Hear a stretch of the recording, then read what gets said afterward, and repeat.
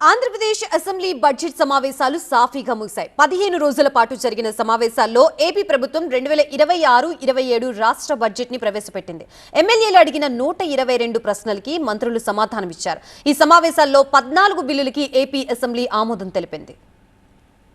ద్రవ్య వినిమయ బిల్లు 2026 కి AP assembly ఆమోదం తర్వాత ఏపీ అసెంబ్లీ నిరవధిక వాయిదా పడింది. మొత్తం 15 రోజుల్లో 72 గంటల 14 నిమిషాల పాటు జరిగిన బడ్జెట్ సమావేశాల్లో ఏపీ ప్రభుత్వం 2026-27 బడ్జెట్ ప్రవేశపెట్టింది.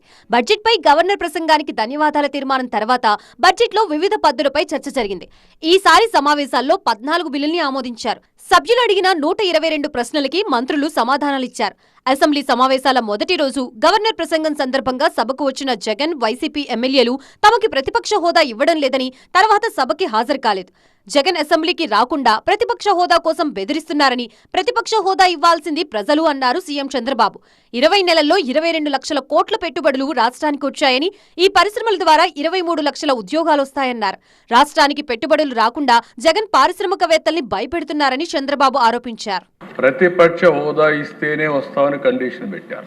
అంటే ప్రతిపక్ష హోదా ఇచ్చేది స్పీకర్ గారు, అధికార పక్షం కాదు. ప్రజలు ఎవరికి ఓటేస్తే వారు ప్రభుత్వాన్ని ఏర్పాటు చేస్తారు. ప్రజలు ఓటేసి మొత్తం సీట్లు ఇస్తే, తగినన్ని సీట్లు ఇస్తే వాళ్లకు ప్రతిపక్ష హోదా ఇవ్వాలా లేదని ప్రజలు నిర్ణయించి పంపించారు అధ్యక్ష.